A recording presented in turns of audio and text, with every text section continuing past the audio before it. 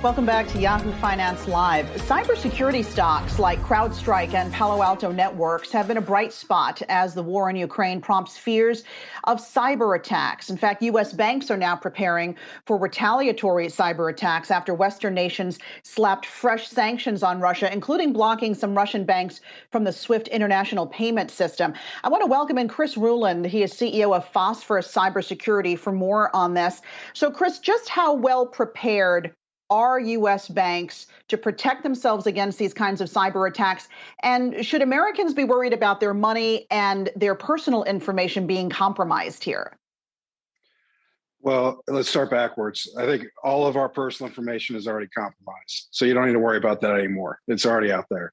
U.S. banks have been investing for decades in cybersecurity and resilience of their systems, especially to deal with the problem of computer fraud and theft. What we haven't really prepared for is the destructive malware that we've seen deployed against Ukraine. So historically, when U.S. companies have been hacked, the adversaries leaves those computers alive so they can steal from them.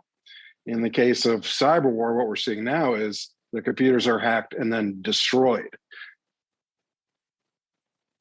Well, let me ask about what they can do to sort of really protect themselves, because we see time and time again, these attacks have been successful in lots of different industries. So what is different today, I guess, than even, 6 months ago in the way they're protecting themselves? Well, I don't know what's changed in the last 6 months. Certainly, there's been a lot of work over the last week or two in anticipation of increased cyber attacks. But at this point today, it's kind of too late to do anything. You're going to have to deal with your situation, and I think a lot of the big financial institutions have made big investments and protect themselves, and they're the biggest customers of the stocks that you mentioned that are seeing lifts over being at cyber war. Today we saw that Toyota had to suspend factory operations in Japan. One of their suppliers, I guess, who supplies them with some plastic parts and electronic components, was hacked. No word on who did this. Nobody's taking responsibility just yet, but the timing is interesting, right? Because Japan just joined Western allies in sanctioning Russia. What are your thoughts on all of this? And are we going to see more of this happening within the auto industry? Well, I mean, it was timely. And for example, the Russians offered $2 million to a Tesla employee to bring a USB drive into work. So I think they are going to be able to compromise the auto industry if they can have resources like that. Toyota is probably the only one who knows if it's Russians or not. Sunday, we saw British Airways systems go down, and they said that was actually just an IT problem.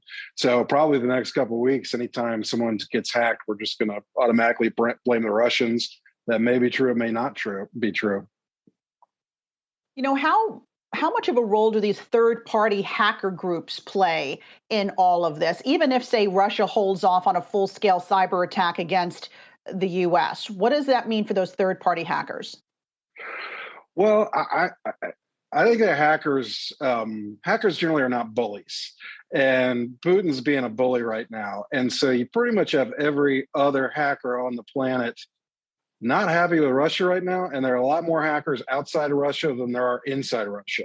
So I think Russia's going to get pretty beat up by, if you'd want to call them, NGOs or other hacker collectives like Anonymous. And what should individuals be doing to protect themselves at this point? I mean, you said like a minute ago that a lot of these large companies, they either have their security in place now, or at least for this go around, it's too late. Yeah, I mean, I think for individuals, I would just keep an eye on what's going on. And, I don't think it makes sense to recommend things like we did after the Lehman collapse, like laddering bank accounts and things like that. It's we're a bit close to it now. I mean, I'd fill all my cars up with gas this morning. All right, we're going to leave it there. Chris Rouland, CEO of Phosphorus Cybersecurity. Thank you.